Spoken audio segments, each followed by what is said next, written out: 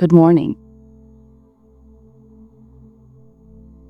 We are extremely pleased that you are here. It is good to come together for the purpose of co-creating. Do you agree? You're knowing what you are wanting? It's good, isn't it?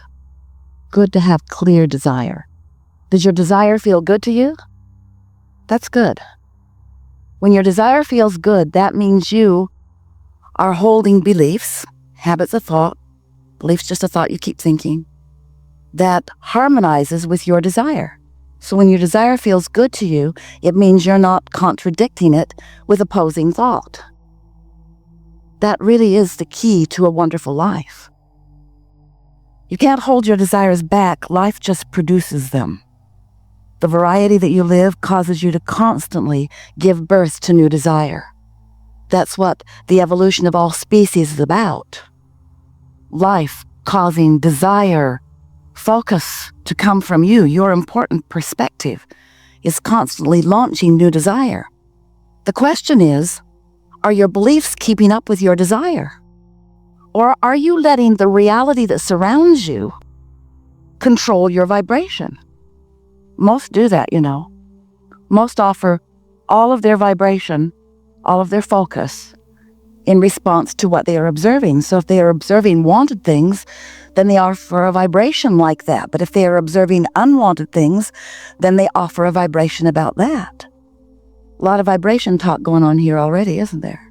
Because you are vibrational beings and you live in a vibrational universe, and everything about everything that is vibrational, has a vibrational basis that when you become a master of creation, which you were born to be, you feel the vibration that is surrounding you. But most important, you feel the vibration of your own being in relationship to something really, really important. Your own being, right here, right now, in relationship to your own being. I might want to write that down. It's really profound. Because you are more than this physical being. You are source energy. You are an extension in this body of source energy. But that non-physical source energy part of you is projecting a vibration at all times.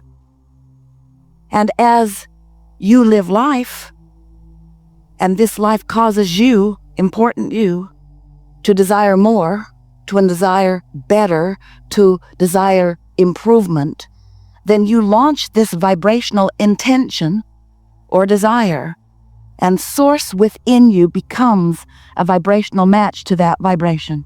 So there's a frequency of your furthermost expanded beingness that is being presented to you at all times. At all times. So as this signal, this projection, this broadcasting of who you really are is happening, you're having a vibrational relationship with it. That's what your emotions are all about. Your emotions are your indication of your vibrational relationship. You right here now, the thoughts you're thinking, and that of the source within you.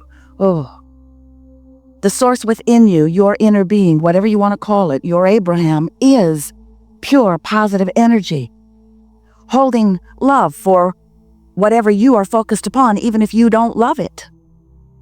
Esther has said to us a few times, quite a few times,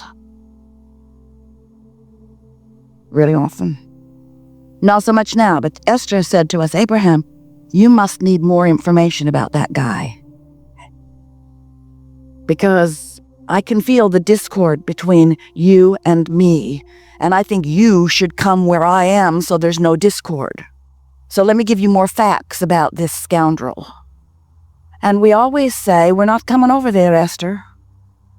You can cause a separation if you want to, between yourself and us if you want to choose to push against unwanted. But that's not who we are. That's not who Source is. That's not who you are. And when you do it, you know it's not who you are because it feels terrible, doesn't it?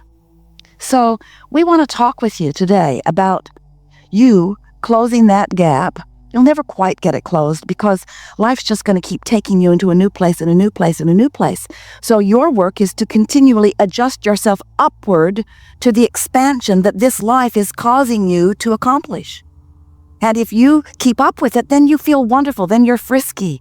You feel energized. You're full of energy. You feel wonderful.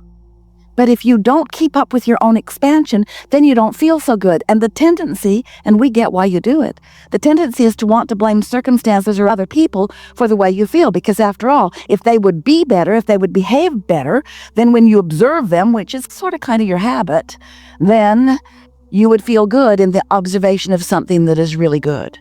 You really like those around you who are so obedient, don't you? Those around you who do what you really need them to do, because, after all, you do want to feel good. It is your most natural desire, the desire that is more powerfully within you, that you're born with, that supersedes all other desires, is your desire to feel good. That is your most natural state. And when you don't feel good, when you're ornery, when you're fearful, when you're overwhelmed, when you are resentful, when you feel any of those negative emotions, it always means the same thing, and it's always a very simple thing. You're simply not up to speed with who you really are. And it's not a standard that someone else has set for you. It's a standard that you have carved out of your own life experience. It's a standard that you've discovered. When you were rude, you wanted to be nicer. When someone else was rude, you wanted them to be nicer. If you don't have enough of something, you want it. In other words, it's just the delicious, perfect balance, contrast of this time space. You are evolving more rapidly as leading edge creators than has ever been before. The energy of Source is flowing to you and through you at an unprecedented rate, which is the reason that you have all become bipolar.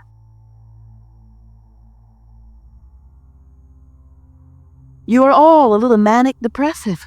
Because when you're high, oh, you fly high, don't you? And when you're not, oh, everyone should die. And that's because you've launched your rockets of desire. You've launched these rockets of desire, and the source within you, the you that is really you, has become more and more and more and more. And you got to keep up to speed with the more that you have become. Because if you don't feel so good. And that's the only reason. That's the only reason that it is important for you to keep up with you, is because if you don't feel good. The world doesn't come to an end. No one is disappointed in you. It's not anything like that. There's no judgment. It's not that something's gone terribly wrong. It's simple. You don't feel good unless you keep up with you. And it's something that you got to do all day, every day, isn't it? Because life keeps causing you to expand, have you noticed? So the only thing that ever causes you to not feel good is that you sometimes don't keep up with your own expansion. And the reason you don't is because, oh, we love you so much. You have what is itis. You're so interested in what is. You're so interested in this manifested stuff that is around you. And you know, that's a good thing that you are. It's what you intended, because you are on the leading edge. You're a leading edge creator. You're a leading edge creator, which means you knew that you would come here and you would move vibration into materialization. You knew that you would move it from a vibration that can be sensed into a manifestation that you can see and hear and smell and taste and touch, a full manifestation with all of the delicious nuances that you get to devour with your perception. That's why you're here. You're not here to be judged or to judge. You're not here to fix things that are broken. You're here as a masterful creator in a magnificent universe with all of the wherewithal to create anything that this place can inspire you to desire. And it is our desire that your time-space reality and all that you are as you interact with one another and all that we are as we interact with you, that these co-creative aspects come together to inspire you to new desire that you or no one else has ever desired before, that you can launch new rockets of desire. And as you launch those new rockets of desires, that your belief is in a firm enough place that you know that you can be or do or have anything. That if you have the wherewithal to imagine it, that you have the wherewithal to create it. that it can manifest in that fullness that is so delicious, where not only you sense it, but those around you can observe it, especially if they're in the vibrational proximity of it. So this is a high-flying time for humanity, because you are here with all of this energy and all of this variety and all of this impetus and all of this platform, all of this balance, all of this well-being from which you are launching your new rockets of desire. So when you launch a rocket of desire, the source within you rides that rocket and becomes it fully and broadcasts the signal of your new becoming to you all day, every day. And you can feel that signal in the form of your emotions, because the emotion is your indicator of your vibrational closeness or farness, allowance or resistance, receptive mode or not receptive mode of what you have become. So, for a while, for a long while, for most of his life, Jerry wanted to write a book. Talked to Esther about it a lot, and to us, turning thoughts to things, because he wanted to help those like all of you understand that you do live in a vibrational universe, but how to bridge that gap in understanding of living in a vibrational universe and yet wanting material things. How do these things turn to things? How do you get things out of vibration? Well, it's a perceptual thing, isn't it? It's the receiver that perceives it. But we want you to know that you've launched all these rockets of desires, and there is a vibrational world that you have created that is magnificent. We've been calling it Vortex. It's so important, a vortex that is attractive in nature, that the source within you is gathering to all manner of things, experiences, everything that you want, assembled vibrationally, ripe and ready for you to pluck it. Well, how do you pluck it? How do you get the money out of the vortex and into the bank? We heard you. You're pretty ornery with us for a while about that. Sort of tired of this vibrational world that you're trying to get us to look at.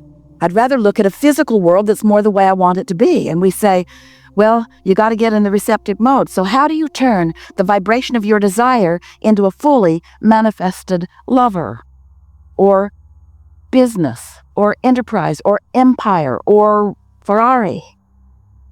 How do you do it? And how you do it is you feel your way into vibrational harmony with your own desire, and you don't let reality, which often holds the absence of it currently, you don't let it become more dominant than your vision, than your desire. You don't let what is be the reason that you offer your vibration. You let what's in your vortex be the reason that you offer your vibration, which means you want to care more about how you feel than anything else. And you want to choose your thoughts because of the way they make you feel, not because they're factual. In other words, the fact is the Ferrari isn't in the garage. Yet. Maybe. 2 of them are. So what that means is you have to focus on the feeling of it, not on the reality of it. Don't ask your neighbors to go look at it before it's there. They'll do their best to commit you, because they don't know yet. They still think that it has to be in the garage before you get to own it. And that's the thing that we most want you to hear. You got to own it before it's in the garage. You got to love it before it's in your bed. You got to spend it. No, don't do that. Vibrationally before it's in your bank account. You got to feel your prosperity, and then it must come. You got to feel what you want. And when you think about it, everything that you want, whether it's a material object or a pile of money or a relationship or an event or a circumstance, everything that you want is because you believe you would feel better in the having of it.